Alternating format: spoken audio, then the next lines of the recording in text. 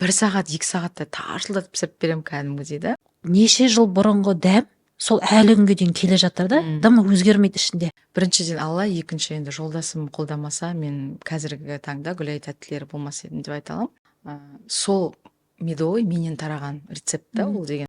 Ең қымбат тортың қанша теңгеге жасалған торт болды? До такой степени жұмысқа беріліп кеткеннен ұлымды садиктен алуға ұмытып кететін едім ғой. Жақындарым рецепт жіберші деп, оларға оңай көрінеді да. Баяғы Гүлай емеспін деп айтуыма болады. Менің кондитерскийімде уже үйіне де продукт алып бастаған ғой. Тоналып бастадым деген сөз да. Кейде мен ойлаймын, мен қашанғы жүре беремін деп та. Мен енді действительно, мен сөздің шыны керек, менде ақша болған жоқ, өйтіп прям магазин ашатындай да. Азғантай да болса бір дайын затты сатып, бір сауданың иісін сезбеген адамдар да. Бай адамдар, нағыз еңбекқор адамдар. Гүлайдың ана рецебін алып берші бізге, ана рецебін ұрлап берші бізге, бүйтіп берші бізге деп та. Мен сондай жетістікке жеттім ба деп өз-өзіме еще сұрақ қоя беремін да, кәдімгі әлі де сенер емеспін. Бір круассанды үйрену үшін 3 миллион. Сен 3 миллион кетті. Қасымда жүрген жақындарым бізден сұрамай өздері дополнительный кәсіп бастап кетті да, дәл менің системаммен, дәл менің. Студияны түсімде де көріп жүрмін, алдыңғы құда қиналып жатырмын, еще сұрақтап алмайтында не қоямыз, не қоямыз. Сен бірінші рет па бүгін? Жоқ, біз 4-ші ма? 4-ші рет түсіп жатырмыз. Ал Гүлай, қош келдің. Бүгінгі біздің әдемі үшбұрышты әңгіме деген подкастымызға. Біздің көрермендерге өзіңді таныстырып жіберсең, Гүлай кім, неше жастасың? Гүлай тәттілеріне қалай келдің? Сәлем Гүлбану, қош келдік. Сені көргеніме өте қуаныштымын. Сәлематсыздар ма баршаларыңызға? Есімім Гүлайым. Жасым 38-де. 4 баланың анасымын. Аллаға шүкір, осы Ақтау қаласында, Маңғыстау облысында Гүлай тәттілер атымен өте дәмді тәттілерімді пісіріп танымал болдым. Бұрын 2018-де, есіңде болса, екеуміз танысқан кезіміз бар. Сіз Қазақ Селверге келдіңіз. Сосын мен Гүлаймын, Гүлай тәттілері деген инстаграмы бар деп, инстаграммен танысамыз ғой. Сол кезде менің білетінім үйден торт пісіретін едің. Ол кезде мындай қазіргідей жаңағы кондитерский пекарнең жоқ, үйден пісіріп жүрген да. Сол сәттерден үзінділер айтып берсең, қалай басталды, қалай келдің, және осы торт саласына келуге не түрткі болды? Ол іште қызығушылық па, әлде мұқтаждықтан келдің ба? Жалпы торт саласына уже енді бұйырса алғаса 10 жыл болады. Өзі ұлым кішкентай болатын, 8-9 айлық. Ол кезде Инстаграм дамымаған. 28-ші микрорайон, 22-ші томда тұрамын. Инстаграм дамымаған, ол кезде сарафанное радио дейді ғой. Шыны керек, мен декреттегі ана болдым. Жалпы тендермен айналысатынбыз. Зарплатам ол кездерде 10 жыл бұрын 90 мың теңге зарплата алатынмын да. Ол кезде мен үшін енді үлкен, бір 90 мың теңге мен үшін, енді әйел адам үшін ол прям үлкен зарплата болды мен үшін да. Сол кезде декретте анамын, енді баламды бағып, үйде жолдасым жұмыс жасайды, 2 күн жасап, 2 күн жұмыста. Сол кезде Ерсай компанияда жұмыс жасайтын Мейрамгүл деген сіңілім тұрмысқа шығады. Сол жерге Гүлай, сен Наполеон тортын күшті маған пісіріп берші, сыйлық не қыздарға ұжымдастарыма апарайын деп едім дейді. Содан мен өзім үлкен осындай пісіріп берем. Қасына үлкен еще пирог пісіріп берем. Содан пісіріп берем. Кетті ғой. Бәрі менің телефонымды сұрап алған жаңа Ерсай компанияда. Мен деген жоқ, мен пісірмеймін. Мен кәдімгідей просто тек пісіріп бердім деймін. Мен андай ұялам да, бір жаңағыдай деп жоқ, ол кезде андай Инстаграм деген ондай дамымаған. Үйде мен үшін енді офисте жұмыс жасап қалған адаммын да.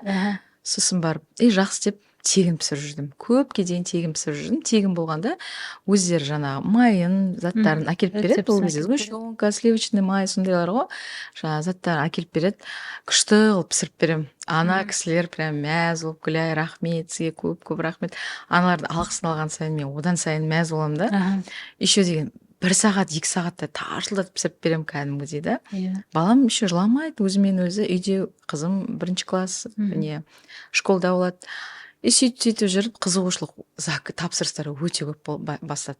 Прям үстісіне келе берді. содан деген мә өзім ой тұрттым да өзіме, неге мен тегін жасап жүрмін, үстінен 500 теңге пайда көрейін, 1000 теңге пайда көрейін, памперс алсам да, жолдасым қасына көмектессем де, енді әйел адам болғаннан кейін расында жаңа отбасымыз, жаңа ипотекадағы үйде тұрамыз, 2 бөлмелі үй, бірақ ипотекаға алынған үй да ол. Оған дейін енді біздер деген үйде жалдап тұрдық, подселениемен де тұрдық. Мен оны ешқандай да не істемеймін, себебі жаңа отбасы болған кезде барлық этаптан біз ол этаптың бәрін өттік. Бірақ жолдасым екеуміз барлығына бірге бір деңгейде жеттік деп айтуға болады да. Сол кездерде жаңағы есімде, жаңағы 500 теңге, 1000 теңге сөйтіп пайда көрген, не істегенге мәз боламын. Жаңағы памперс аламын, үйге жаңа бірдеңелер аламын. Өзіңді кінәлі сезінбейсің ба? Жоқ, наоборот. Сосын Инстаграм енді бастады ғой. Сол кезде жолдасым Инстаграм, жаңа еще бір Айжан деген құрбым болды. Инстаграм ашшы дейді да. Мен айтамын, қойшы позор деп қоямын да, жаңа мен торт пісіріп кеткен деп та. Қазір мен қуанамын, то что сол кезде бастағаныма да, ол да бір барлығы Алланың қалауымен ғой, тек ол не істелмейді. Сосын жолдасым айтады, неге сен адал жұмыс жасап отырсың, адал нан тауып отырсың, сен не істеп, позор болатындай не деп та. Шүкір, ол сенің хоббиің, жаңа айтады ғой орыстар, любимое дело превратилось в хобби дейді ғой. Сол сияқты сенің деген сүйіп жасаған кәсібің, Аллаға шүкір, саған берекетін берсе, неге жасамасқа деп та. Біріншіден Алла, екінші енді жолдасым қолдамаса, мен қазіргі таңда Гүлай тәттілері болмас едім деп айта аламын. Себебі жолдасым сол кезде 2 күн жұмыс жасаса, 2 күнінде маған кәдімгідей коробкаларын тасып әкеліп беретін, барлығын жасап беретін. Ол кезде коробка деген зат дамымаған. Сосын ол кезде жаңа бейкер, сейкер, тарты дегендер болды да. Сосын маған, давай қазақпыз ғой, шын атым Гүлайым да кәдімгідей. Сосын Гүлай деп, енді көбісі қысқартып Гүлай дейді. Содан Гүлай деп, сосын Гүлай тәттілер деп ашайық деді. Ол кезде ондай ат жоқ, Гүлай тәттілер. Артынан уже Мариям тәттілер, Айжан тәттілер, тәттілер көбейді одан кейін да. Бірақ сол ең бірінші кәдімгідей Гүлай тәттілер деп қазақша Инстаграм ашып, сөйтіп бұрынғы суреттерімді де қарасаңдар болады. И сосын қоса бастадым. И одан сайын дамытқым келді. Коробкалер жоқ ол кезде да. Ол кезде ондай тренд те жоқ қана, упаковать етеді деген тренд жоқ қой. Өзім барынша пищевоймен орып беремін. Мен есімде, қонақтық не шақырған кезде әркімдерге заказ береміз ғой, үйде тұрып, көбіне үйде тұрып отыратын келіншектер пісіреді. Барлығының коробкасы жаңағындай, жаңағы алманың коробкасы, коробкалар, олардың коробкасы, соны кесіп, ішіне таза қағаз төсеп, есіме түсіп отыр, сол кезде барлығы солай, это норма еді бізге да. Сенде де солай болды да. Сосын упаковать етуге, оны жаңағы брендировать ету деп айтамыз ғой қазіргі тілде, логотип салу деген сияқты, соларға қалай келдің, қайдан басталды ол? Одан кейін енді жаңағы тапсырыстар көбейіп бастады, одан сайын даму үстінде болдым. Сосын Ақтауға Зара Бейкері деген, ол кезде Алматы қаласынан, ол кезде 25-30 мың тұратын мастер-класс. Ол где-то 8-9 жыл бұрын. Сол 1 жылдан кейін где-то да, бір 2012-14 жыл, 13 жылдары да. Балам 13 қой, 14-15 жылдары. Сол Зара Бейкері келеді. Ол кезде деген 15 шақты әртүрлі қыздар келеді сол жерде да. Ең ішінде мен кәдімгідей ана жерде прям желанием ұрып тұрған. Еще 3-4 қыз болды, маған бүйтіп қарап тұрады. Нағыз не, прям жалмандап тұр деген сияқты, андай көзбен қараған қыздар да болды. Я для себя, я для мужа деген қыздар да болды. Неше түрлі қыздар да келді. Мастер-класс. Мен ешқандай, менде ешқандай не болған жоқ. Себебі мен ол затты одан сайын сүйе бастадым. Мен одан сайын дамытқым келді. И жаңа Зара Бейкердің қасында прям бүйтіп тұрып алам. Амнау қалай, амнаудан кейін мынау, прям тыңдап, бәрін естеп, барлығы үйіне барып, жаңағы деген ұйықтап діңкелері болып шаршап жатқан кезде, мен барып, жаңа мастер-класста 7-8 наименование зат пісірсек, сол заттың барлығын сол кезде пісіріп, еще группа создавать етеді, ана группаға лақтырамын ғой. Вот, смотрите, я сделала. Депті жаңа Зараға да. Сосын деген бәрі шоке ғой кәдімгідей да. Ё-моё, біз энергиямыз жаңа мастер-класста діңкеміз құрып үйге келіп едік, сіз уже пісіріп тастадыңыз ба деп та. сөйтіп керемет. қолымды одан сайын, потому что үйренген затымды одан сайын жаттықтырып, сол кезде Зарадан медовик деген торт ұнады да, бірақ маған қатты андай коржасы қаттылау болды да. Аха. Содан мен өзім переделать еттім. Жұмсақтау қылып қолмен жаятын медовыйлар. Қазіргі таңда көптеген қыздар Ақтауда мастер-класс жүргізіп пісіріп жүр. Сол медовый менен тараған рецепт та ол деген. Ол ішіне салатын медқа байланысты ма? Медқа байланысты емес, бәріміз де медовыйдан бастағанбыз, кәдімгідей торт медпен пісірдік, иә. істедім, иә, кәдімгідей Бірде жаңағыдай. қатарлап қатты болып кетеді, бірде Иә, жұмсақ бола қояды, оны біз білмейміз несін. Білмейміз, соны оқтаумен жаятын едік қой баяғы Иә, жерде. иә. А мен қолмен жайып не істедім да, ана ұнын көп салмай, Иә. жұмсақ қылып пісіріп та, Сол- сол медовыйды сонша- хит қылдым ғой Ақтауда. Иә, деген сонша кәдімгідей. медовыйдың жаңағы шелпегінің барлығын қолмен жаясың ба? Иә, прям қолмен жаямын, 5 корж қылып Соған жайып. байланысты ма? Иә, оған да байланысты прям Сене деген. алмаймын мен. Жоқ, прям Апарып илегенде- көрсетпесең сене алмаймын мен. илегенде ұнын көп қоспайсың да, өзі Иә. кәдімгі грамммен и ұнын аздау қосасың да. Иә. Жаңағы кімдер Заралар оқтаумен жазса, Иә. пергаменттің үстіне қойып бүйтіп енді олар техникаларын сөйтіп көрсетеді ғой. Мен үйге келдім да өзім солай рецептті переделать етіп алдым да.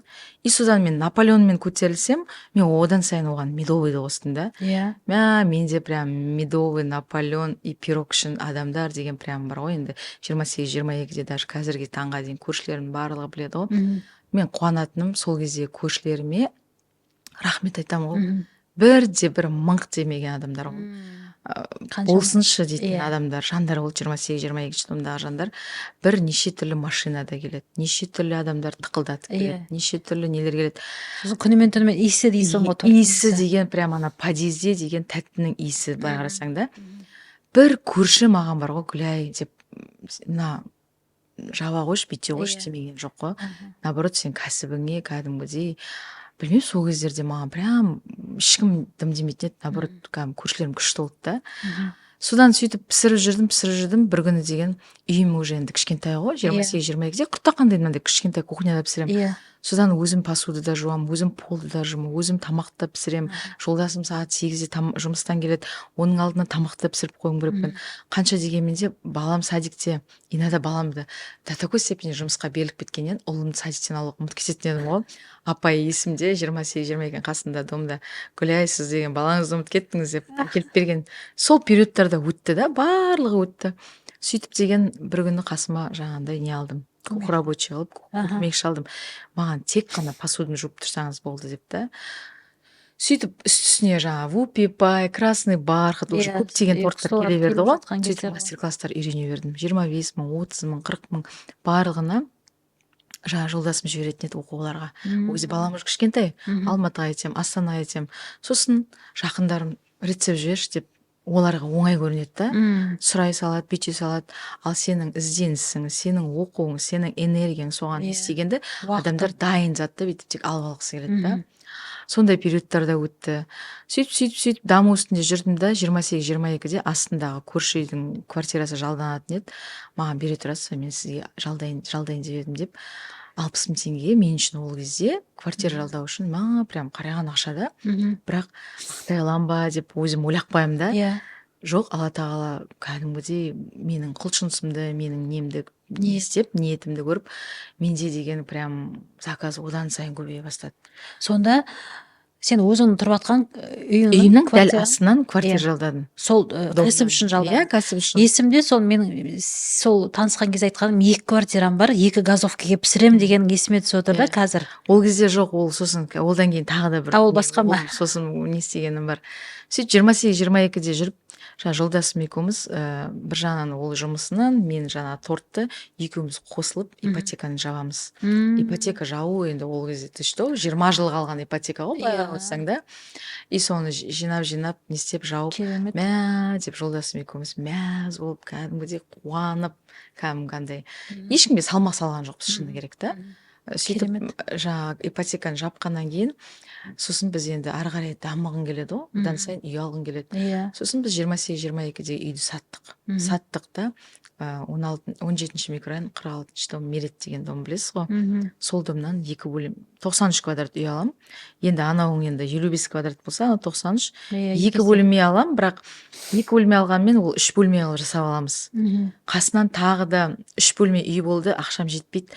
Оны бірінші алып алдық та үйге келіп жолдасым екеуміз ұйықтап жатырық та, таңертең тұрамыз да мә қалай төлейміз, қой тапсырып тастайық, осы да жарайды бізге деп та, жаңа 2 бөлмені ала берейік, 3 бөлме алып жасап аламыз деймін да. Ол кезде 2 балам тек, бір қыз бір ұлым бар.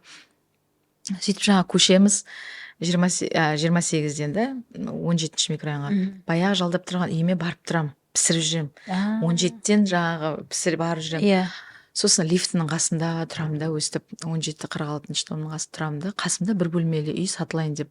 Енді ол кезде рассрочкаға беріп жатады ғой, жаңа береді пустой домдар. Жаңаға қараймыз жолдасым екеуміз. Бір тиын ақшамыз жоқ. Мә, берік, ана үйді алсақ қой деймін да. Бір бөлмені. Мынау 8-ші квартира, мынау 7-ші квартира да.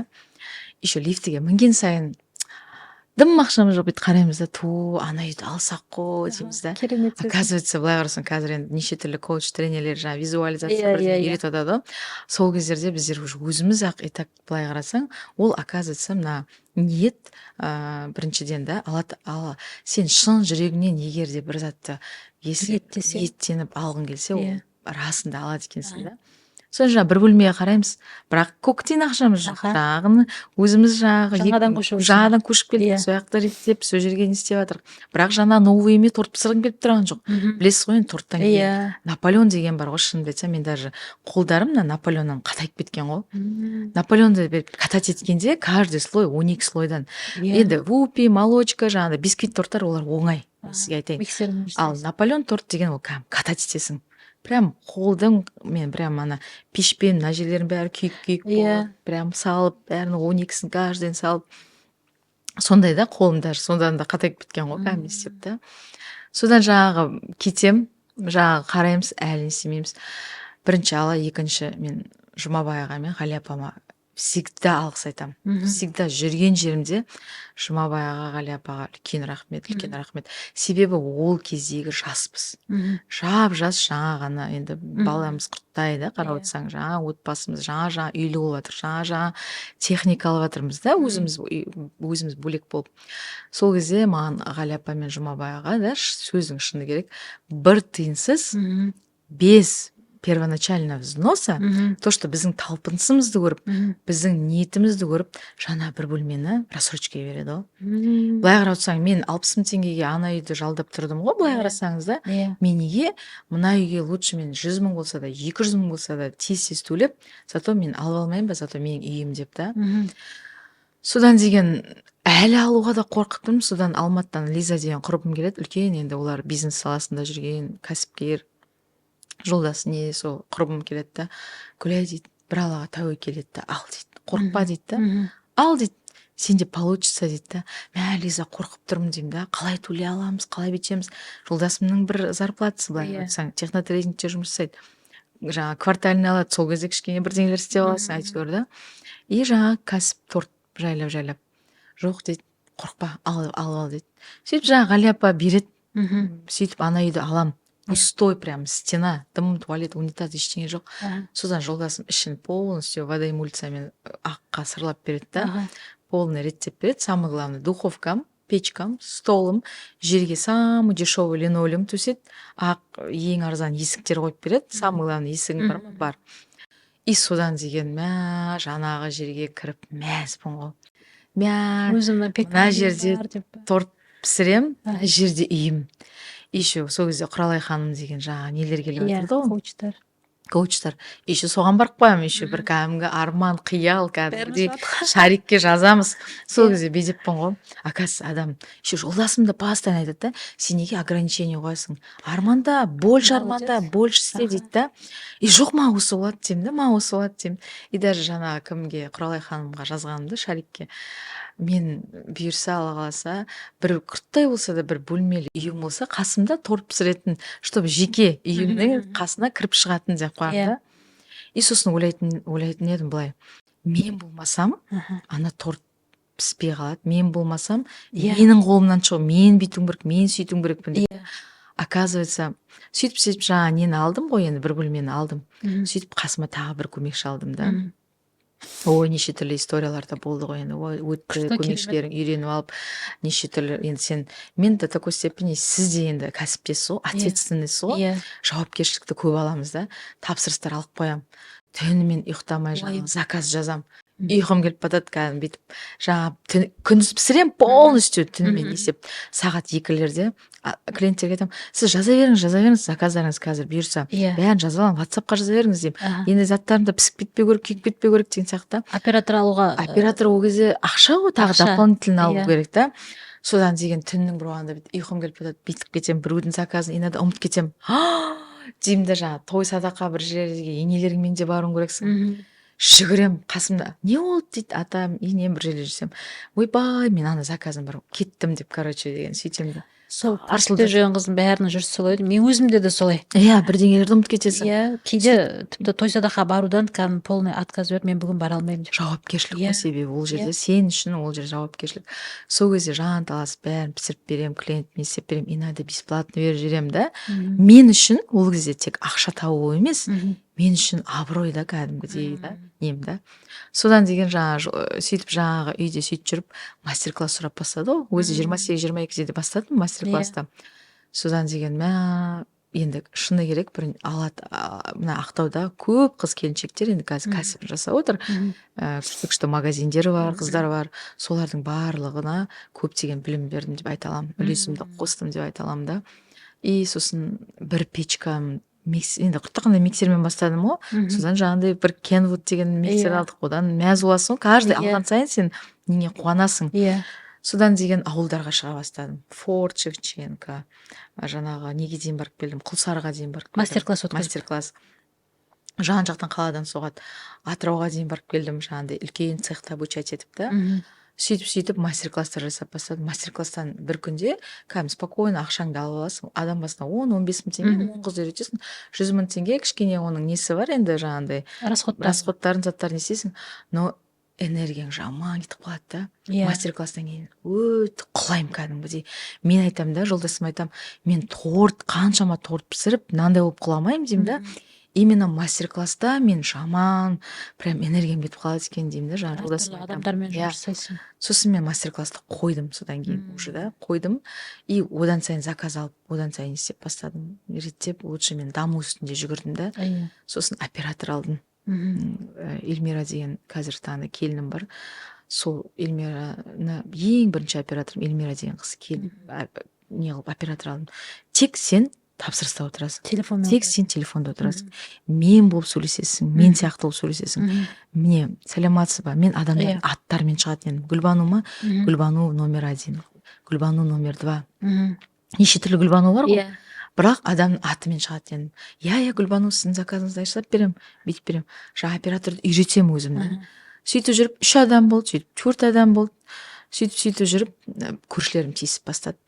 жаңағы неде сонымен ойлап отырған қалай болды екен деп сол жағы көршілер тиісіп бастады уже деген баяғы көршілер жоқ дейсің ғой баяғы көршілерім жоқ сөйтіп деген көршілер тиісіп бастағанда тек 1-2 адам сондағы тиіскен да енді прям ой неше түрлі болды бір жағынан рахмет айтамын ол көршілер маған тиіспесе мен сол 17-ші микрорайон 46-шы үйде отыра береді екенмін баяғы сол өзбекше көйлегіммен басымда орамалыммен үйден шықпай ана жерге мына жерге бүйтіп мынаған кіремін мынаған шығамын өстіп бір жерге шақырса тез жуынып сырланып бүйтіп бара қаласың ар жағында қараған заказыңды ойлап тұрасың ол периодтың барлығынан мен кәдімгідей өттім прям еңбектендім не істедім и сол кездерде көршілер тиісіп бастағаннан кейін тоже жаңағыдай ғой енді сен кәсіп ашу үшін біраз ақшаң керек та сен магазин болу үшін үлкен витриналарың керек та еще арасында қыдырып қоямыз жолдасым екеуміз да сосын айттым жолдасым айтты Гүлай давай мына жерде 1690-да бір помещение бар қарайық әскер деген жігіт сау болсын ол әскерге де рассрочкаға берді ол кезде білмеймін әйтеуір күшті рассрочкаға береді қазір де бар ғой енді сонда да біріншіден сенім ғой енді сен төлей аласың ба екіншіден да содан жаңағы барам ұнамайды маған арты да домның арты еще тупик ол жердің тупик болғанда кәдімгі тупик да кәдімгідей да еще стройка жүріп жатыр ол кезде да қазір салынып тастады ғой алдым жауып одан сайын сосын жолда бірақ ішіне кірсем маған ұнайды да ішіне кіресің магазин ар жағы цех сияқты да и тоже кіріп алып и бір жағынан үйден жақсы ғой деп өз өзімді успокоить етсем да үйден жақсы ғой деп не істеймін бірақ шықсам тағы да андай да тупик еще жолға қарап тұрған жоқ сосын әскерге айтамын әскер мен Гүлай тәттілер деп хотя бы домның қапталын жасап беріңізші деймін да иә дейді, жазып береміз дейді да, хотя бы сол көрініп тұрсыншы Иә, дейді. иә. А менің алдымдағы, менің үйреткен, мастер-класста үйреткен қыздарымның барлығы дүкен аша алған Ақтауда да. Енді шыны керек, енді ақшасы бар адамдар бар, ақшасы жоқ адам нелер бар да. Мен енді действительно, мен сөздің шыны керек, менде ақша болған жоқ, өйтіп прям магазин ашатындай да. Содан деген жаңағы есімде 14,5 миллион тұрады жаңағы не да, Помещение. бір алып қоям, жайлап төлеймін. Көршілерге айтам, анаған барамда кешірерсіз, бір тортымды берем жаңа көршіме да, кішкене қалды бұйырса енді жаңағыдай көшем деймін да. Жалпы мына біздің енді байыса, қазақ байысын дейді ғой, любой адам кәсіп бастаса қолдау керек деп ойлаймын. Даже көршілер болсын, нелер болсын да, бірдеңе болса біздер тек ойбай деп шығамыз ғой.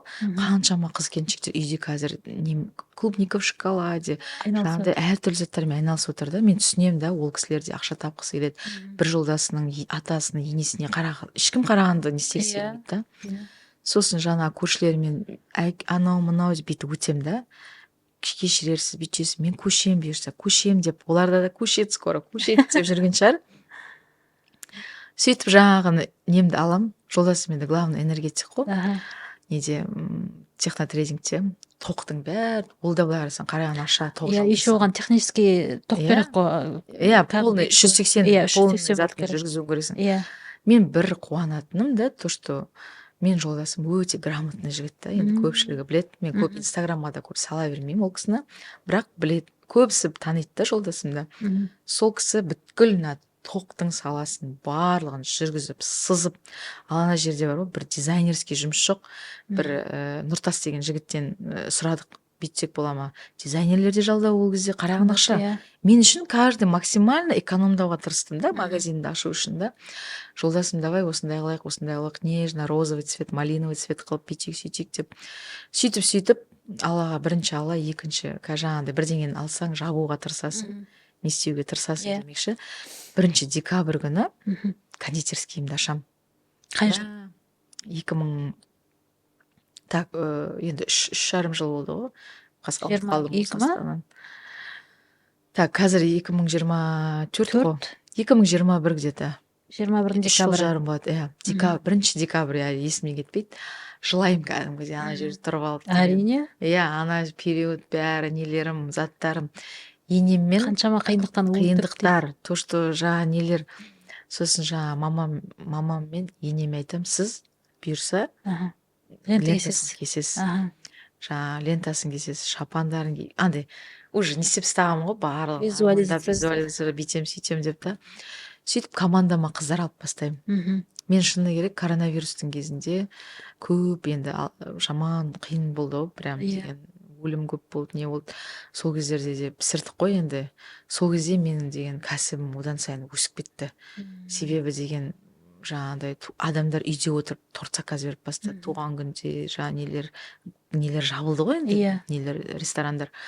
Сосын бір адам алып бастадым, 2 адам алдым, сөйтіп пекір. Менің бір фишкам, бір адам бәр затты пісіріп тұрмайды да.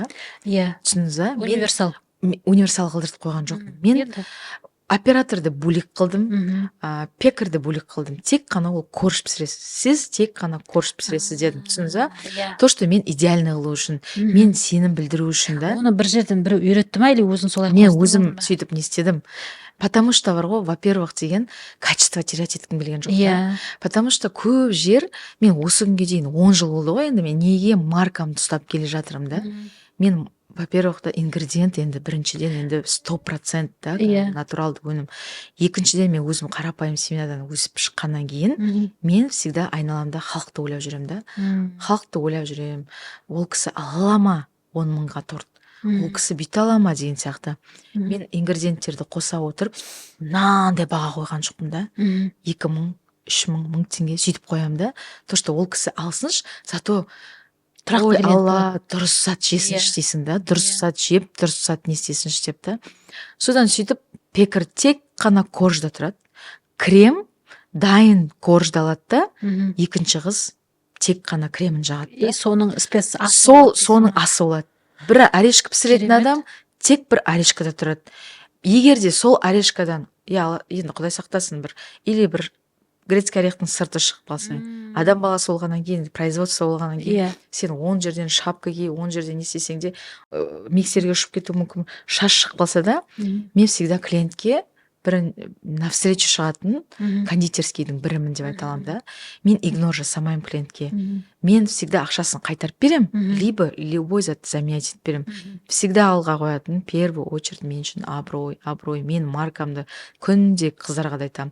Мен осы күнге дейін тырнақтап жинаған затымды мен сізге жұмыс беріп отырмын ғой. Сіздер де отбасыларыңызды осы Гүлай тәттілер кәсібімен, Аллаға шүкір, бәріңіз сол арқылы нәпақаңызды тауып отырсыз ғой деймін да. Сол үшін всегда өзіме жасап жатырмын деп жасаң, өзіме істеп жатырмын деп жасаң, өзіме пісіріп жатырмын деп жасаң деп күндегі мотивациям сол айтатыным да. И орешка пісіретін адам, мен әртүрлі адам пісірмейді менде. Мен барамын да, Гүлбану, сен мына неңнен грецкий орехтың сырты шықты. Неге дейсің? Неге? И ол кісі одан сайын не істемеуге тырысады, дұрыстап тазалауға тырысады, жауапкершілік. Сол себепті каждый адамды мен қазір кезде де, кешеде міне мастер-класс круассан өттік қой. Сол мастер-классты круассанға 3 адам керемет система. Себебі мен қазір ойланып отырмын. Ана Қытайдың мини цехтарын видеодан көреміз ғой, барып көрмесек те, бірақ соларда бір адам тек қана бір нәрсені ашумен айналысады. Тек, ал келесі адам тек қана соның ішіне бірдеңені жапсырумен айналысады. Біреу тек қана соның сыртынан наклейкасын жапсырумен айналысады да. Сол кезде сенің кәсібің одан сайын да өседі да, дамиды да. Жаңағыдай ақаудың қаяқтан кеткенін табуға болады да. Иә, қаяқтан не істеуге де болады. И сен екінші адам жаңа повар ауысты, дәмі не толып қалды деп біреулер бірдеңе деп жатады ғой. Например, ол кісі декретке кеткен жағдайда, тек 2-3 күн ғана оған үйретем дегенше сәл қиналасың енді да. Сол кездерде кішкене не істеп қаласың, но ол затты қайтадан возобновить етіп дұрыстап істеп аласың да. Ол кісіні үйретем дегенше. Ал қазіргі таңда мен деген шынымды айтсам бар ғой, үйретпеймін ешкімді. Мастер алам. Ақшасын дұрыстап берем, но білетін адам алам да. Дайын адам. Сәл болса да, хоть жаңағыдай торттан хабар бар адам. Келеді, мен өз рецептурамен үйретіп алам. Рецепттің түрі бар. Бірақ біздің рецептпен өзіме келем да, үйретіп алам да. Оған дейін енді жаңа айтыпсыз, жаңа неше түрлі адам үйренді, не істеді, кетті, жаңа қорқатын едім басында. Сол конкуренция көбейді. Қорқатын едім, мына адам қандай мақсатпен келді, мына адам қандай мақсатпен келді, үйреніп алып кетіп қалады. Гүлбану, шыны керек, ол периодтың бәрінен өттім мен да. Неше түрлі қыз келіп, неше түрлі қыз цехымда жұмыс жасап, неше түрлі қыз бүйтіп кеткендер де болды. Декретке кеткендер бар, алғысын айтып, бірақ Аллаға шүкір, ешкімнің ала жібін аттамай, осы күнге дейін біреумен ұрыспай. Бірақ бір адам болды, енді расында енді кәсіп болғаннан кейін, сол кісіге өте қатты сеніп жүрген кісім. Менің кондитерскийімде уже үйіне де продукт алып бастаған ғой, тоналып бастадым деген сөз да. Содан кейін ол кісіден құтылдым. Жолдасым сосын айтты, Гүлай, болмайды деп та, бұл біздің бизнесіміз, біз одан сайын дамыту керекпіз. Жолдасым ана жұмыстан тастай қойшы дедім, менің қасымда жүрші деп та, кәдімгідей бірге. Ол кісі бухгалтерия, закуп, барлығын өзіне алды да. Басында закупты жаңағы адамға мен сеніп, до такой степени сол кісіге сенгенмін ғой. Апа, сіз закупта жасай беріңіз, бүйте беріңіз деп та. Жолдасым 2 күн менің қасымда болса, 2 күн жұмыста еді ғой.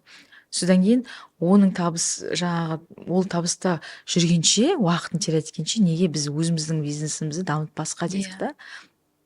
Содан жолдасым бухгалтерия, закуп, қазір бізде уже барлығы прям уже система, прям жолдасым барлығын қойды да, жаңағыдай.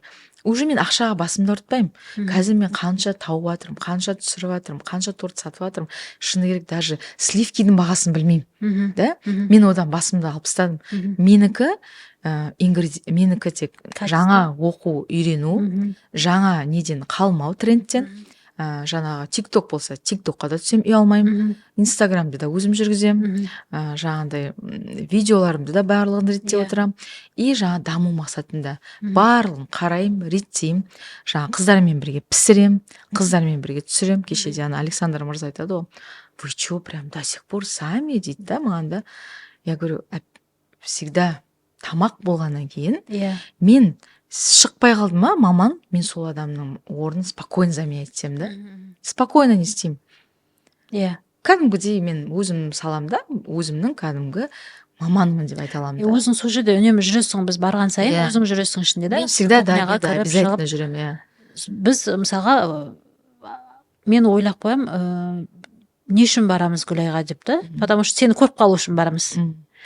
Бір жағынан неше жыл бұрын алған мысалға чайный набор болсын, мысалға ассорти набор біткен кесіп қойған, әртүрлі. неше жыл бұрынғы дәм сол әлі күнге дейін келе жатыр да, дымы өзгермейді ішінде. Уже білесің да, что не алайын деп жатқаныңды білесің, сосын оның ішінде жаңа сенімді болып тұрасың да, соның дәмі именно қандай ожидание болады, сондай болып шығатынына сенімді боласың да. Даже мына бұрыннан кеткен клиенттерім да, бірдеңесі, даже мына бискет сухой болып қалуы мүмкін да, например, пропиткасын не то жасап қалуы мүмкінсің иногда да. Сөз Гүлай, жаңа бүйтіп жүрсең, ана бүйтіп жүрсең, и навстречу шығамын да, мен всегда. Айттым ғой, мен немұрайлы қарай салмаймын. Қойшы деп та. Потому что мен осыншама жүрген немді әлі күнге дейін дамытуға тырысамын да. Қазір енді бізде 4 оператор ғой енді. Бұрын 1 оператормен жұмыс жасасам. 4 оператор, олар клиенттермен жұмыс жасайды, иә. Клиент заказ біреуі заказ қабылдайды, біреуі отправка, біреуі ночной смен, біреуі соның көмекшісі. Ночной смен. Иә, ночной смен де бар да. Сіздер түнімен жасайсыз ба? Иә, түнгі 12-ге жұмыс жасаймыз. И менің бір арманым да, то что бұрын деген білесің, магазинный торт дегенде біз кішкене ойбай деп бүйтіп қарайтын да. Мен сол затты мен күнде бүгін міне жасалынған зат ертеңгісіне дейін күшті өтіп кету керек та. Таңертең таңғы 5-те бізде қыздар пирожки самсаларға шығады.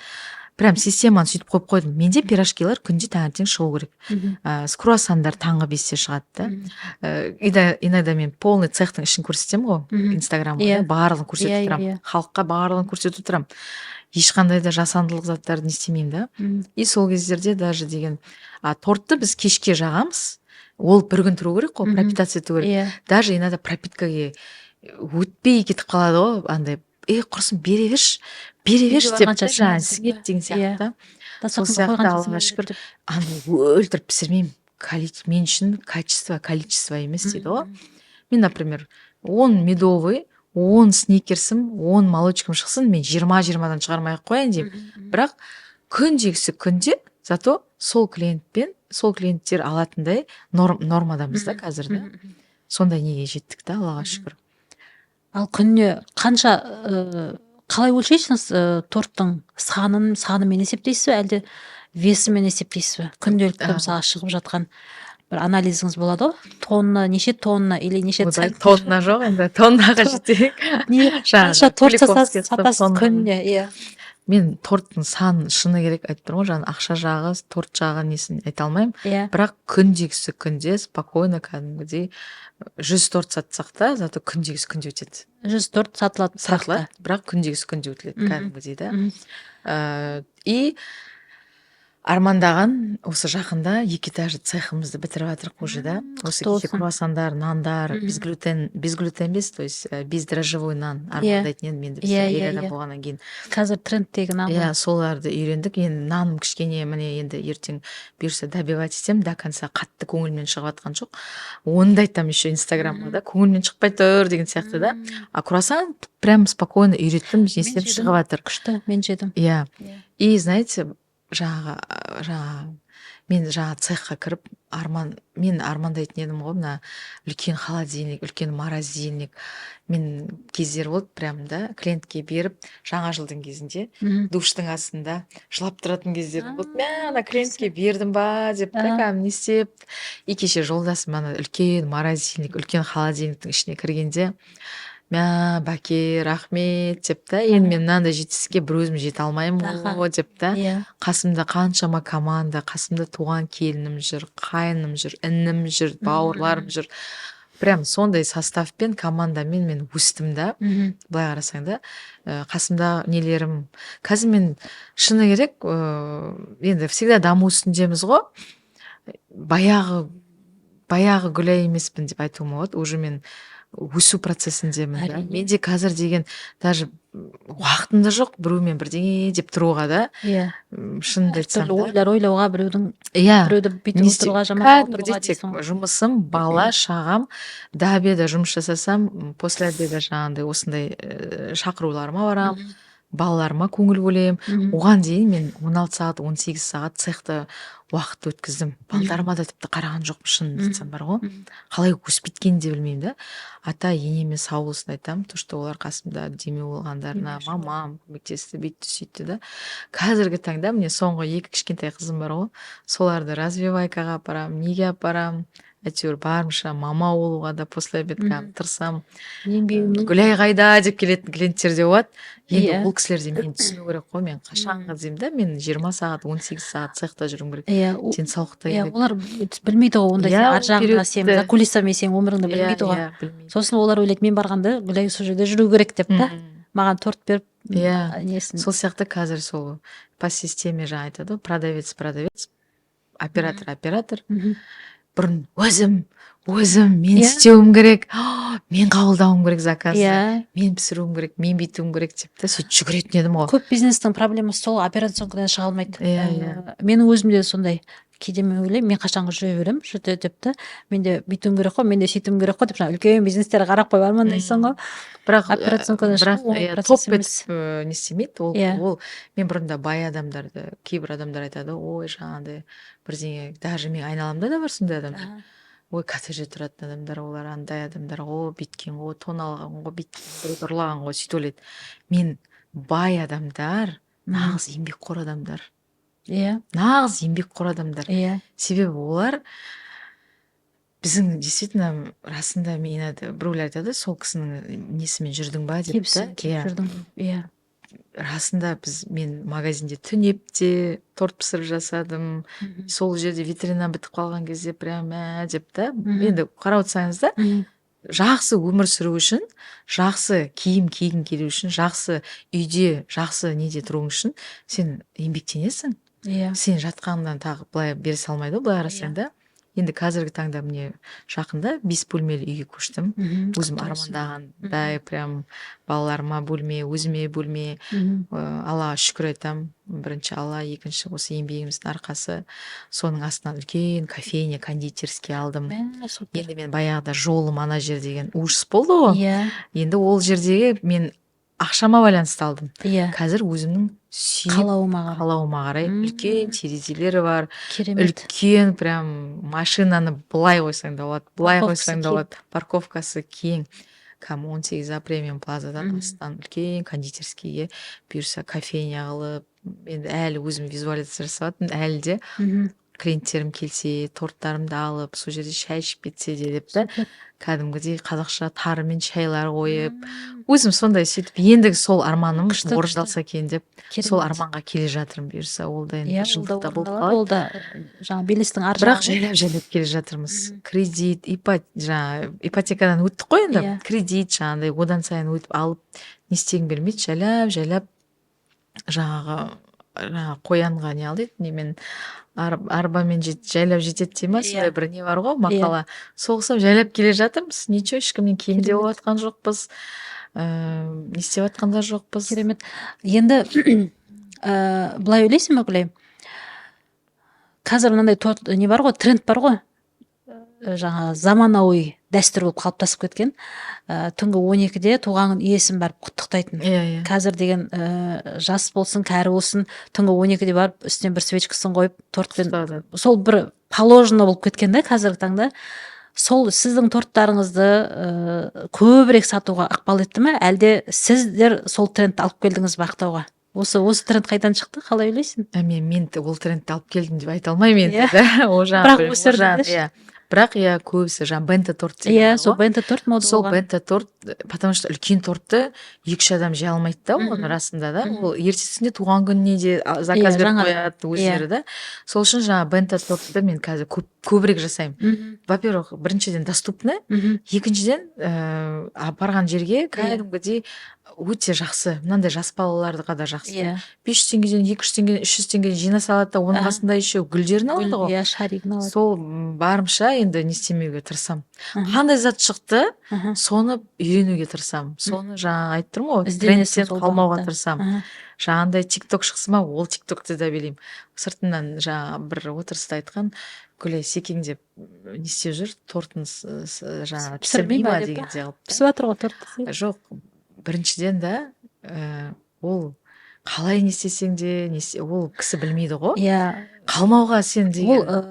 ол қазіргі заманның талабы ғой. Иә, біз талапқа қарай іс әрекет етуіміз керек. Иә, ол контентті ол күні бойына шошақтап бүйтіп билеп жүрсін деген сөз емес қой. Ол бір 2 секунд 3 секундтық бір контент план үшін адамдарға жаңағы билей саласың. бірақ енді кім қалай қарайды, біреу жақсы көзбен қарайды, біреу өзіне байланысты ғой. Бірақ енді деген білмеймін, енді жаңағы собака лает, караван идет дейді ғой, сол сияқты алға. Негізі сөйтіп менің байқағаным, сөйтіп комментарий айтатындар ешқандай жаңа бұрын бір азғантай да болса бір дайын затты сатып бір сауданың иісін сезбеген адамдарды кішкентай да болса бір Инстаграм ашып соның ар жағындағы үтір нүктен кнопкаларын басып көрмеген адамдар сондай бір нелер ілік іздеп отырады екен да. Ал мысалға мен ондай контентті көрсем мен оны дұрыс қабылдаймын, норма деп қабылдаймын, себебі ол көрермен үшін ол қажет. Қазір контент план, маркетинг план деп әлекке қалдық қой бәріміз. Соның талабы бойынша ол керек элементтер да. Оны мен ар жағына түсінгеннен кейін мен ондай ой айтпайды екенмін да, қай бизнеске болса да. Жақында Гүлбану еще неге барып келдім ғой кеше. Иә, айтпақшы сол туралы. Иә, керемет. Мен деген шаршап түнгі бірде үйге жатырмын. Енді жаңа мен бір зат шығарғанға шейін прям жүрем до конца, жүрем цехта да, сол затым до конца прям шыққанша. И сосын жаңағы Қазақстан ұлттық арнасынан звондайды, мен бір прикол ұстап тұр ма деп қоямын ғой. Былай қарасаңыз, сізді сөйтіп шақырайын деп едік. Осы кезде айта кетейінші, мен бір ай бұрын Гүлайды біздің эфирге шақырып жүрмін, то атмен қылды, то жолдасының туған күні болды. Бір күні звондасам, мен кетіп бара жатырмын, ұлттық арнаға дейді ғой. Ұсталдың дедім, одан кейін бізге келесіңдер. Точно келемін деп мен келдім, шыны керек. Содан сол кезде деген жаңағы бір прикол ұстап тұр ма деп қоямын, жаңағы Казмедиаға деп. Мә, Казмедиаға анау мынау адамдар шақырмайды ғой, былай қарап отырсаң деп та еще. Сосын барып, сосын видеозвонокпен соқты. Жаңағы шынымен де біз осылай сізді шақырайын деп едік, өтейін деп едік деп та. Сосын бұйырса 3 мартта Алла қаласа енемен келін бағдарламасы бар, тату тәтті деген. Сол жерге сіздер рейксізға жатқызамыз, полный билеттеріңізді алып береміз деп та. Былай қарасаң, туда брат, самолет, рейксіз, оның барлығын алып беру енді ол былай қарасаң қарайған ақша ғой. Мә, мен сондай жетістікке жеттім ба деп өз-өзіме еще сұрақ қоя беремін да, кәдімгі әлі де сенер емеспін. Сөйтіп барып келдім, кеше барып сұхбат жаңа бере тұра, пісіріп тұрып сен сөйлеп тұруың керексің да, еще да кішкене енді қобалжу болды, бірақ дегенмен де ол да көрдік.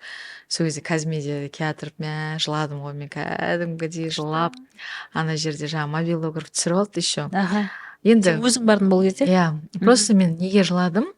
То, что қалай айтсам болады, ана заттардың барлығы өтіп кетті да көз алдымнан. Мен Казмедиада жүрмін да өзім. Еще ана неше түрлі звездаларды көрдім, актриса, актерлар жүрді. Сен мен жылап отырмын деймін ба? Иә. И сол мен ана кухняда жаңағы май болып, жаңағы алдым ұн болып. Өзбек көйлекпен де? Иә, өзбекше көйлекпен, жаңағындай сөйткен кездерім, мастер-класс берген кездерім, қаншама қыз келіншектерді үйреткенім, қаншама жұмысшылар қазіргі таңда енді 40-қа жақын, 30-40-қа жақын менде қыздар жұмыс жасайды да, былай қарасаңыз да. Ол қыздардың алғыстары, постоянно оларға жақсылық жасауға тырысамын да. Бір қыздар Батырдан келетін бар, бір қыз бар Қызылтөбеден келетін бар, неше түрлі отбасы бар. Гүлай апа деп отбасылық семьяларын айтып жататын бар. Соның барлығы мен жаңағыдай, бірінші Алла өтті дейсің. Иә, Алла дедім да, мені дәрежемді көтергеніңе рахмет деп та, осындай жерге шақырғаныңа рахмет, осындай жерде мен сұхбат беріп, мен даже құрттай кезімде деген айнаға қарап сөйлесе беретін едім. Кейсикова Гүлайым Эмирханқызы, шығыңыз деп та, жаңағы бір баяғыда құрттай кезімде сөйтетін едім. Еще өзіме айтамын, баяғыда мен сөйтіп өз-өзіме не істейтін едім, приколстап айтатын едім. Мә, сол болды ма, менің сол балалық арманым осындай жерге шақырды ма мені деген сияқты да. Сол период менің жасым тоқтады емес, қатты қуанып отырмын. Сол қуанышты енді баршаға, сондай қуанышты баршаңызға тілеймін.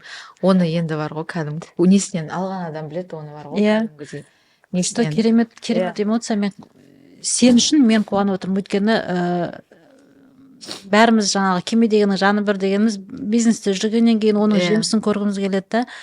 Ең бірінші бәріміз бизнесті не үшін бастаймыз? Мұқтаждықтан бастаймыз ғой бәріміз. Бірінші интерес те бар ғой. Интерес, одан сайын дамығың келеді, бір орында тұрып қалғың келмейді.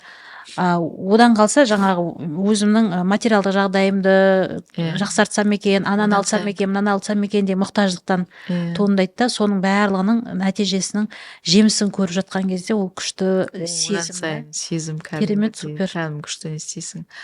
Жолдасың шақырмады ма? Жолдасым шақырған жоқ, енем шақырды. Енем деген мәз болып жүр ғой кәдімгідей да. Керемет. Кәдімгідей мәз. Сосын осының алдында, шақырардың алдында бір қатты бір кішкене бір ренжідім, бір жақындарым, қасымда жүрген жақындарым өз жаңағы бізден сұрамай өздері дополнительно кәсіп бастап кетті да, дәл менің системаммен, дәл менің немен. Сол кезде бір қатты реніш болды менде да, жаңа папам енді інілердің өз жағымнан тумастарым кішкене. Сосын мен айтамын да, сіздер наоборот менің алдыма келіп осы күнге дейін сіздің қасыңызда апатай сізде жұмыс жасадым, алғысымды алып да, менің алғысымды алып, менің немді рахметіңді айтып, жездеңе рахметін айтып, осы күнге дейін сіздің наныңызды жеп келдік, жаңа бүйттік сөйттік деп, бізде өстіп кәсіп бастайын деп едік, бізде бүйтейін деп едік десе, біз қуана қолымызды кәдімгідей оған бағыт бағдар беретін едік. Бірақ үндемей түндемей бір күнде шығып кеткен кезде, осылай деп инстаграмнан жарқ еткен кезде, жан жақтан адамдар сенің адамдарың өстіп жатыр екен ғой деген кезде маған қатты қиын болды да. Ашуландым, кішкене ренжідім, бірақ қабылдауға тура келді. Аллаға тәуекел еттім. Я Алла дедім, жақсы, олар білместік болған шығар дедім. Інілерім кешірім сұрады, енді келіндерім сұрамағанмен інілерім кешірім сұрады. Бірақ жаман ішімнен бір түсті болдым да, ладно дедім, жүре бердім. Бірақ Алла тағала басқа жағынан қуантты да мені да. Қарасаңыз да. Жаңа енді казмедиаға бардым, не бардым, енді одан сайын да өсіп жатырмын, ойнап жатырмын. И сосын кешірдім дедім. Алла оларды да не істе, оларды дамыт, олар да өссін, өнсін. Олар да келіп кешірім сұрар, інілерім сұрағанмен де. Бірақ жаңағы жібердім, шыны керек та. Қош дедім. Өзіңе ауыр. Өзім қош дедім. Может, сондай болып қалған шығар, оларды да түсінейін, может, оларға да не болған шығар деп, жақсы жағын қабылдауға тырыстым да. Енді адам баласы пендешілікке салынып кетеміз ғой, енді ашуға береді да. Бұл қазір сен осындай пайымдауға келіп отырсың, өйткені сен көптеген тренингтерден, көптеген психологиялық дайындаулардан өттің ғой. Сосын деген мынандай да, сен ана барлығын адамдар қазір оңайлықпен алғысы келеді да.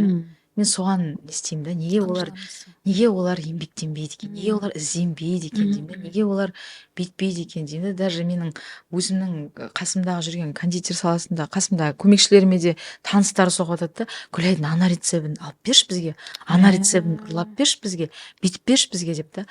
Мен до такой степени қыздарға айтамын, қыздар деймін да, бұл рецепті отработать ету үшін, бұл рецепті қалай келдім мен, осы затты қалай не істедім, білесіңдер ғой, мен қалай болып жұмыс жасап, қалай еңбектеніп келген, өздерің білесіңдер деймін, ары қарай не істеуіңіз деп та. Бірінші Алла сендерге аманат деймін да, ол да. Ол адам өтіп дайын затқа істеген адам, ол кәсібі өтіп өнбейді. Ол іздену керек, ол да не істеу керек. Қазір не көп, оқу көп, мастер-класс көп. Мен өзім қазіргі күнге дейін онлайн мастер-класс сатып аламын. Алматы, Астана, жас қыздар да бар, қазір күшті аттар шығарып жатқан да. Қалмауға тырысамын, үйренемін. Сол сияқты любой адам ізденіп, өз затын өзі ізденген дұрыс деп ойлаймын да. Әрине. Дайын затты ала салуға болмайды ол да. Жаңа айтқаныңа мен өзім шок болып отырмын. Ой, шок болып отырмын. Неше түрін көресің, Гүлбану, енді былай қарасаң да. Мен өзімде ондай қастандықтар болмаған екен. Өзіммен өзім жүрмін, маған ешкім айтқан жоқ. Бірақ ол бизнесте бар құбылыстар ғой. Бизнесте бар құбылыстар. Бірақ қазір бар ғой, андай ол кім не десе де, кім жаңағы мына бүгін жасап ертең шығып кетсе де, маған бәрібір ол адам рецепт алып кетсе де да. Себебі бәрімізге ризық беруші Алла. Сіздің өзіңіздің неңіз бар, менің маған берген ризық бар. Сол үшін тек бірінші тәуекел бір Алла, тек алға даму үстінде жаңағы өзімнің жаңағы бала-шағаларым аман болсын, ата-анам аман болсын. Ең бастысы денсаулық тілеймін өзім басыма, жан-жағыма. Денім сау болса, ақша да болады, жаңағы бәрі де болады деп ойлаймын. Кездесулер де болады дейсің. Енді өткенде мен көрдім, бір мастер шақырып командаңда оқытып жатырдың да, жаңа круассандар шығарып жатырдың да. Оны өзің үйрендің, сосын қасыңдағы қыздарға да үйреттің да? 4 адамға үйреттім, иә. Мен өзім үйренгенмен де мен баяғыдай уже прям с утра до вечера круассан пісіріп тұра алмаймын ғой. Айттым ғой жаңағыдай басқа да біз уже деген жаңа көп затқа өзіміз зат бәріне қарап жүреміз да. Мен тек бір круассанда тұрсам, мына жағымда басқа жұмыстарым қалып жатады да. Сол себепті мен маман дайындаймын. Жаңағы 4 адамды мен маман қылып дайындадым. Қастарында тұрдым. Сен начинкаде тұрасың, сен круассанның раскаткасында тұрасың, жаңағыдай өзің жасалу тәсілі, сен духовканың алдында пісіріп тұрасың. Сол команданы бір круассанды жасау үшін 4 адамды былай қарасаң 2 адамда істеуге болады, бірақ мен олардың қолдары үйренгенше, до такой степени идеальный состояниеға жеткенше 4 адам қойдым да, күшті болып шығу үшін. Сонда сізде торттан бөлек 4 жаңа вакансия ашылды ма? Вакансия ашылды, иә, полностью жаңағыдай круассандарға отдельно и нанға да бұйырса, міне бір пекарь алғым келіп тұр. Оған егер сұраныста одан сайын күшті болса, екінші пекарь сөйтіп ала бересің ғой. Енді өзіңде мынадай сезім болмай ма? Мысалға мен оларды оқытып жатырмын, үйретіп жатырмын. Мен жаңа мастерді сен басқа жақтан шақырасың ғой. Иә, ол аз ақша емес еще да. Ол бірнеше күн жүреді, ол сенің жаңағы отель, тамағын, жолын бәрін көтеріп бересің ғой. Сондай расходтанып отырған кезде мына қыздар ертең менен үйреніп алып өздері бірдеме ашып кетеді, жаңағындай сияқты, или жаңағы шығып кетеді, басқа уже дайын мастер болып басқа бір жерге кетіп қалады деген сезім. Оны да ойладым. Сонымен қалай күресесің? Оны да ойладық, не істедік, бірақ қазіргі таңда біздер уже договорға келдік. Оған дейін енді неше түрлі ошибкалар кетті ғой. Иә. Қазір біз договормен отырдық. Сол кісілерге договормен 3 жылға сол үйренген суммамды ол кісілер маған қайтару керек. Егер шығып кетсе, жаңағы 3 миллионды, например, оқытқан сол суммамды полностью. Бір круассанды үйрену үшін сенен 3 миллион кетті. Енді сіз ойлап көріңіз, дайын затты басқа. Қашан ол круассанның нешеуін сатасың сен 3 миллион шығару үшін? Сол ғой. Сол себепті жаңағы немен, жаңағы қыздарым жақсы, командамда қыздарым барлығы жақсы, барлығы сыйлап тұрады, Гүлай апа деп тұрады, Аллаға шүкір, қыздарым, командам вообще машалла ғой, прям ұнайды өзіме қыздарым да.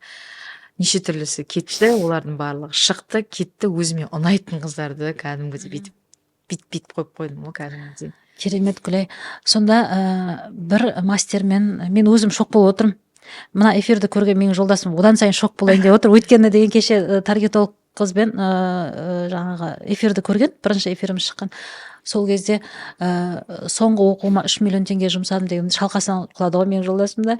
3 миллион деп айтамын. Иә, адамдар осылай оқиды деймін ғой. Мүмкін емес дейді. Иә, мүмкін, енді одан кейін сенің соны айтып, сен жолдасыңызға айтыңыз, иә. Иә. Не одан бөлек 3 миллионнан бөлек сен оборудованияларың бар ғой. Мен специально не үшін оған дейін круассан шығара алмадым да мен. Оған дейін мен оқыдым жан-жақта. Келем, жасайым. Бүгін шығарам, ертең шығара алмай қалам. Себебі менде жаңа басқа да заказдарым бар. Ананы істеу үшін ананы жіберуім керек. Өстіп печь босамай қалам. Оборудование болған жоқ оған деген. Жаңағыдай тесто-раскатка деген бұл комнатная температура. Ол жер всегда салқын болып тұру керек ол комнатада. Специально менде қазір цех осындай бір бөлме, тек қана круассанға арналған бөлме. Ол жерде сосиска пісіріп, самса пісіріп, өйтіп жүрмейді адамдар. Жаңа десерт пісіріп деген сияқты. Ол жерде тек жаңа 4 маман өзі сол тек қана сол кабинетте круассанный отдел болды. Келесі отдел, мен жаңа 2 этаж цех салдым ғой армандағыдай. Өзім сол жаңа армандағандай бір отдел тек қана десерт. Ол жерде жаңағындай бисквит айналасында жаңа бірдеңелер өтіп жатпайды. Әркімнің өзінің четкий өзінің кабинеті, өзінің четкий жаңағындай жұмысы, әркімнің өзінің жаңағындай оборудованиясы, өзінің миксері, өзінің раковинасы, дәл солай кәдімгі условиямен істеп бердім ғой. Керемет. Осындай дәрежеге жету үшін наставниктер алдың ба өзіңе? Қазіргі мысалға көп бизнестің жаңағы ақсауының бір себебі да бірінші бар ғой. Бизнес наставник. Бизнес, иә, Шолпан Түспековадан көп жаңағындай ол қаржылай жағынан көп сабақтар алдым ғой. әр бизнес әртүрлі. Міне Иә. сіздің бизнесі бұл. Иә. Ал менің бизнесіме келетін болсақ, торт болғаннан кейін ол деген бірінші бастағанда бір комп болса болды, маған құрттай жат болса болды дейсің ғой. А сенің затың уже үлкейіп, заказдарың үлкейіп, бет бастаған кезде ол саған құрттай болып қалады да, сен удобство іздеп бастайсың. Иә. Жаңағыдай. Иә. Сосын жаңа бір фишка деп айттым ғой жаңа сізге. Бір адам бір затты істеп күшті болып тұра берсе, сенің сапаң да жоғалмайды, и сол адамнан требовать етемін дедім ғой. Сол себепті өзімнің да жаңағы тәттілерім одан сайын дәмді болып шығу үшін мен сондай условия қойдым. Шығындалдым, но зато халыққа качественный товар беру үшін да. Мен жаңағыдай бір цехтар болады ғой енді, масқара, лас цехтар болады, неше түрлі цехтарда болады ғой енді, былай көріп жатамыз ғой енді нелерден де. Бірақ мен всегда ішін көрсетемін халыққа. Мен тек сыртын жылтырлаған затын жаңағы магазинді көрсетіп тұрған жоқпын. Всегда ішін көрсетемін, пісіп жатқанын, түсіп жатқанын, то, что осындай затта дайындалып жатқанын да, осындай зат оборудование дайындалып жатқанын. Сол себепті жаңағыдай, например, сіз маған жұмысқа алған адам от души жұмыс жасасын деймін да, шаршамасын деймін да ол кісі. И смен қылып қойдым, 2-де 2. Екінші сайт 2 күн бала шағасына қарайды, 2 күн менде от души жұмыс жасайды да. И условия. Аппақ просторный комната, жаңа техникалар, барлығын кәдімгідей сол кісіге удобнылар жасап қойдым. Ол кісі менен біріншіден кетпейді, екіншіден мен оған условия жасап отырмын, транспортқа дейін апарып әкеліп отырмын сотрудниктерімді да. И үшіншіден жақсы сапалы ингредиент. Өздері де, мен балаларым спокойно келіп алып жеп жүре береді ғой. Мен маған бөлек екен, маған халыққа бөлек екен деген менде ондай не жоқ. Сол себепті әр кезде качество мен үшін осы күнге дейін айтамын. Качество, не количество, качество, сапа кіргеннен бит жүремін ғой. Бұйырса енді үлкен цех неме ашсам, енді сол арман. Керемет. Сол күнге жетейік, келесің шайға, кофе ішіп, барам. тәттімен отырасың. Мен кофенің фанатымын, кофеманкымын. Гүлай, қазіргі нарықта осы тортқа айтпақшы, мен есіме түсіп отыр. Менің қасымда таныс қыздар болды. Былай айтты да, бір күн мен сол кезде таңғалдым. Баяда Гүлай екеуміз бір МК-да бірге оқығанбыз дейді да, қара Гүлай қандай болып кетті дейді да. Сондай не жетіспеді ол қызға деп ойлайсыңыз? Жарыққа шығуға, ол қыз үйінен пісіреді әлі, тәтті торттар пісіреді. Бірақ ана айналасына өзінің ода әлі қорқыныш бар шығар. Ода әлі өзім деген баяғы мен сияқты, менде сондай қорқыныш болды ғой. Мен өзім істесем, мен бүйтсем, мен өзім заказ қабылдасам деп меншілік болды да. Команда құрап білу керек деп ойлаймын біріншіден. Тәуекел етіп алға басу керек. Себебі сен өспейсің, отыра берсең. Комфортная зона деген тақырып бар ғой. Жаңа ол өзіңнің тек 5-6 тортың пісіресің да, жаңа 10 шақты тортың пісіресің да, жаңа ұйықтайсың, неңді қарайсың, сериалын қарайсың, сөйтіп спокойно жүре бересің. Біз зона комфорттан шығып кеткенбіз ғой, біз қазір. Мен қазір адам өзін өсіру үшін бірінші шығарып жіберу керек та. Жаман шаршайсың, но зато рахатын көресің. Мен шаршаймын да, кетіп қалам шетелдерге. Бәрі қазір менде полный жаңа қазір көрсеттім ғой. Камера везде. Бәрін қарап отырам. Так, қыздар, бұны шеш, мынаны бүйтіңдер, мынаған қарайым, ақ қаламолды қарайым, ананы қарайым, продавец келді ма, басында шапкасы жоқ па, мынасын қарайым. Всегда қарап отырасың да. Қазір шетелде жатып та, біз жолдасым екеуміз барлығын қарап отырамыз. Мен то, что қазіргі таңда қасымда менде туған келінім Маржан деген келінім бар, қайнымның келіншегі да. Сол қайным, сол туған келінім Маржан, өзім бауырым, сол үшеуі прям битіп тұр ғой, мен кондитерскийімді қорғап та. Біз битіп шығып, сәл битіп қалсақ, олар битіп тұрады да, бәрін қарап. Сосын қыздар да айтып тұрмын ғой, әркімнің жаңағы системаға қойып тастауың керексің ғой. Ол адам тек орешканы да, самсаны да, ана вупи-пайды да, ананы да универсалына деп отырғаным сол ғой. Универсал бірін бұрын бізде болады ол енді жаңағы мен ақшасын универде шығарғысы жұмыста, келмейтін адамдар. универде жұмыс жасаған кезде былай айтатын еді, адам универсал болу керек, чтобы ертең біреу жұмысқа шықпай қалса соның орнына біреу сразу замена жасауға деп үйретілдік та біздер. Жоқ, ондай да Бірақ сенің методикаң да күшті екен да. біздікі 2-2, во-первых, бір жағынан 2 күн жасап 2 күн демалады. Сол адам постоянно сол зат істеп тұрады. Иә, болады, например, бізде орешка пісіретін адам шықпай қалған кездерде болады. Ештеңе етпес, бір күн шықпай қалып, ертең тағы қайтадан жаңа айттым ғой, үйретіп аламыз, не істеп аламыз. Зато бір адамның қолынан шығады да ол не. И ол адамнан сен спрос сұрай аласың. И одан басқа нәрсені жасай алмайды да. Жасай алмайды. Ол кісі шығып кеткен жағдайда кетсе де бүткіл рецептті ол біле алмайды. Екіншіден. Вот фишка қай жерде жатыр. Білетін болдық деймін. Так что кондитер қыздар егер де әйтпесе былай айтады ғой көп наставниктерде, егер де сен бір салаға қызығып жүрсең, сол салаға кір дейді да, мысалға, допустим, торт пісіргісі келсе, сол мысалы Гүлай тәттілеріне кір, сол жерден полный процесстің бәріне үйрен, сосын барып 5-6 ай жұмыс жасағаннан кейін шығып өзіңе жасауға болады дейді да. Сенде олай емес. Олай болмайды деп тұрмыз. Маған келеді, мен бір направление қоямын қыздарды, ол үйрене ма, үйренбей ма. Өзің жеттің ба осылай жүйелеуге, өзің жеттің ба, или ақыры айтпай отырсың маған? Жоқ, айтып тұрмын ғой. Жаңағы или біреу қойып берді ма? екеуміз неше түрлі нелерге бардық, жаңағы тренингтерге бардық. Сосын жаңағы Шолпан Түсіпбекова ханымнан да көп сабақ алдым. Сосын жаңағы Марғұлан Сейсенбайға да бардық. Бардыңдар. Керемет. Жолдасыммен айтып тұрмын ғой. Екеуміз экранның сыртында, ол көрінбейді, экранның сыртында мен жарқырап етіп торт бит жүргенмен, мына жағымда жасап отқан сол кісі да. Керемет. Сол кісі көп жерде, например, көп кәсіпкер қыздардың жолдастары қолдамайтындары бар. Например. Менің таныстарым бар, қолдамай өшіп қалғандар да бар, например. Бұл жерде егер сенің қорғап, мына кісің сенің қолдамаса, жүрмейді бизнес. Ол менің өзімде бар. Мысалға, мен оны жаңағы айтуға не қорқып, не ұялып не істемеймін. Просто ол кісінің интересі жоқ бизнесқа. Менің салам, менікі совсем женский сала болғаннан кейін, күміс әшекейлерге. Оның қызығушылығы жоқ та шығар. Сол сияқты. Сосын мен өзіммен өзім оған қатысы жоқ сала болғаннан кейін, енді сіздерде мысалға закупқа ол кісі действительно оған бізде полный закуп, бухгалтерия, жаңағы оборудование, бірдеңе сынып қалды, оның барлығы ер адамдардың полный сала беретін заттар ғой. Керемет. Енді қазіргі таңда былай қорытындылайықшы, көп МК-лар өтіп жатыр. МК деген мастер-класстар, торт үйретушілер көп, үйреніп жатқан қыздар да көп әлі күнге дейін да. Солар нарыққа шығамыз десе, нарықта қазір орын бар ма? Қалай ойлайсың? Или толды ма қазір? Торт жалпы шығып енді пісіп жасап отқандарға ма?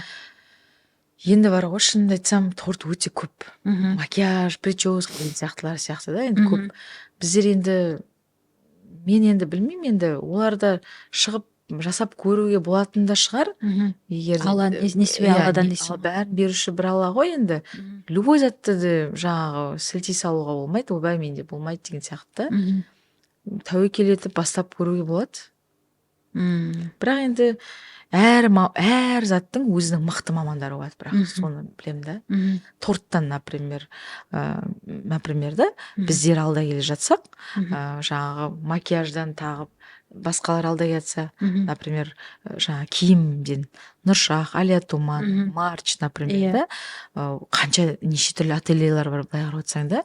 Бірақ тоже ол кісілердің алғымыз келіп тұрады. Қазақ киімдерінде сол кісілердің брендтерін соларды киінгіміз келіп тұрады. Сонда да анадан алмайын, қойш Алиядан алайыншы, қойш Ақсәуледен алайыншы, қойш Нұржамал ханымнан алайыншы деген сияқты. Сол сияқты да торт көп болғанмен де олар біледі да, то что қойш Гүлайда всегда солай болады. Гүлай барсаң, Гүлайда болады. Супермаркет тоже самое. Дана супермаркетке бар, қойш сол жерде всегда табылады дейміз да. Динаға бармай қойш, всегда болмайды дейсің. Маған мынандай ұнайды да, жаңағы Евразиядағы магазинге кірген кезде, ол жерде жабайын деп жатсың ба, кстати? Сұрақ қойын. Пока жоқ.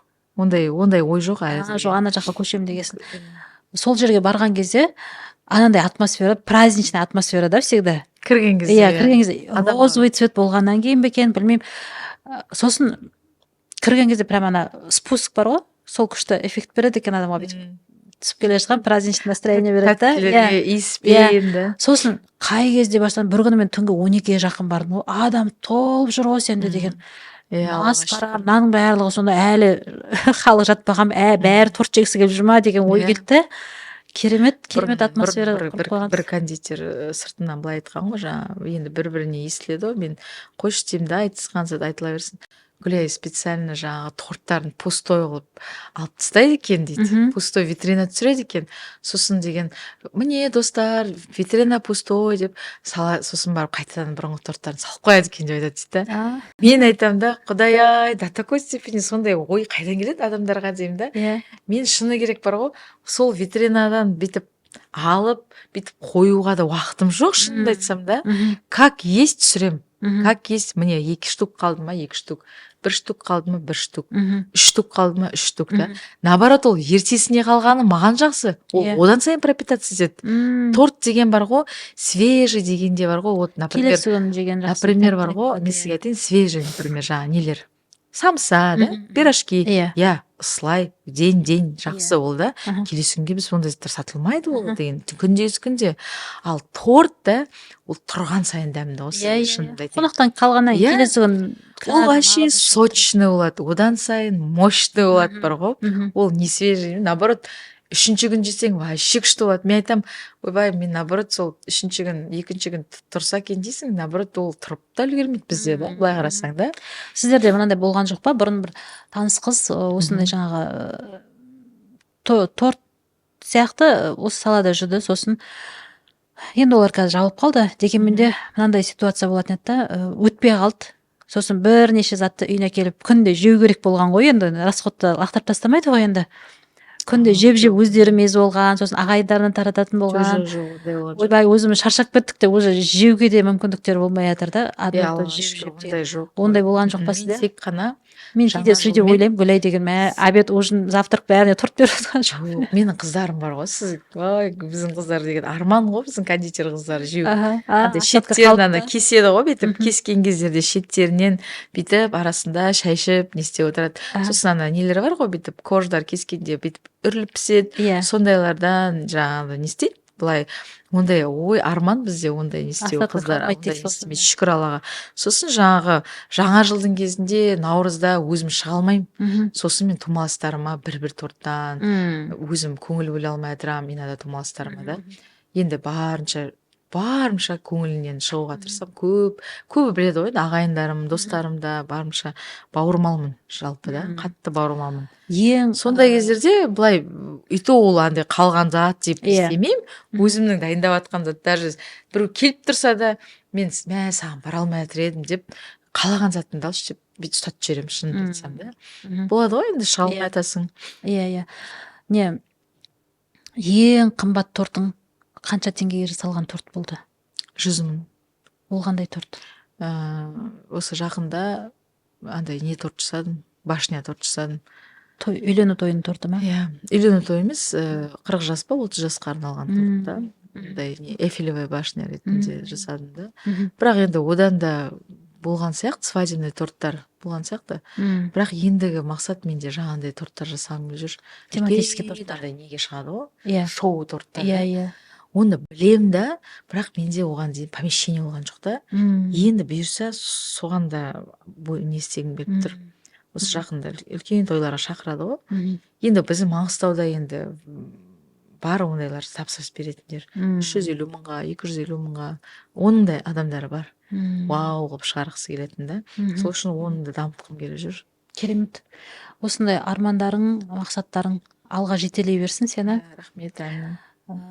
Осы бүгінгі әдемі әңгімеден күшті эмоцияларды алдық, күшті өзіме инсайттар алдым. Себебі жаңағы өзіңнің қойып алған операционкың маған күшті ұнап отырды. Енді осы салаға келгісі келетін қыз келіншектер болатын болса, осы Гүлайдың әңгімелерінен өзіңізге бір жаңағы ой түйіп, бағыт бағдар алсаңыздар болады. Бірақ ойбай рынокта, нарықта Гүлай бар екен, ана бірдеңе бейкері бар екен деп қорықпаңыз. Ешқашан қорқуға жоқ. Әркімнің несібесі Алладан, әркімнің өзінің клиенттері пайда болады. Сондықтан тоқтап қалмай жаңағы үйренген мастер классыңыз егер де сіздің өзіңіздің құлшынысыңыз болса бастай беріңіздер дегім келеді. Ал енді бүгінгі біздің кейіпкеріміз Гүлай ханымның әңгімесінен пайымдап отырмын, жаңағы күшті бір аталы сөз бар ғой, жаңа екі заттан қателесуге болмайды, жар таңдаудан сосын мамандық таңдаудан дейді да. Осы екі бағытта да күшті өзіңе қателеспеген шүкір Аллаға. келіншек екенсің деп мен қол шапалақ дегім келіп отыр. Керемет, бүгінгі сұхбатыңа күшті осындай әдемі әңгімеңе, өзімен осындай историяңмен, тарихыңмен жаңағы біз жаңағы күшті фейерверк болып тұрған, біз бизнесті ғана көреміз сырт көзге да, барамыз сол жердің күшті болып тортын алып кетеміз, мәз болып сосын Гүлай тәттілер деп қонақтарымызға шай береміз, бірақ оның ар жағында қандай тарих жатыр, қандай еңбекпен келді, ар жағында қандай шарша, осындай қатты жаңағы тарихын білмегеннен кейін маған құнды ақпарат болды да, менің көрермендеріме де осындай құнды ақпарат болады деп ойлаймын, және әрбір істің өзінің бағасы бар екендігін жете түсіндік деп солай ойлап отырмын, өзім солай пайымдап отырмын. Енді менің осындай бүгінгі күнімді күшті әсерлі еткеніңе үлкен алғысымды білдіремін, және біздің әркез спонсорымыз болып келе жатқан демеушіміз Қазақ Silver күміс орталығынан осындай Бұрында да беріп едің күшті. Да, бердің бе? Әлі де бар менде. Есімде жоқ екен. Бар менде набор бердің маған. Да? Қойдым мен. Не үшін бердім? Бердің әйтеуір. Рахмет көп. Мен берген затымды ұмытып қаламын, бірақ алған затымды ұмытпаймын, өйстіп айтып отырамын да. Керемет, рахмет. Сізге де кәсібіңізге береке тілеймін. Иә, күшті. Алға жетелей берсін мақсаттарыңыз. Үлкен кофейняда Гүлай тәттілерінің жаңа форматында кездесейік. Кстати, мен есіме түсті, бір әдемі торт көрдім, оны эфирден кейін бөлек айтамын саған. Иә. Эфирге айтуға болмайды. Рахмет. Рахмет. Сәттілік. Сәттілік.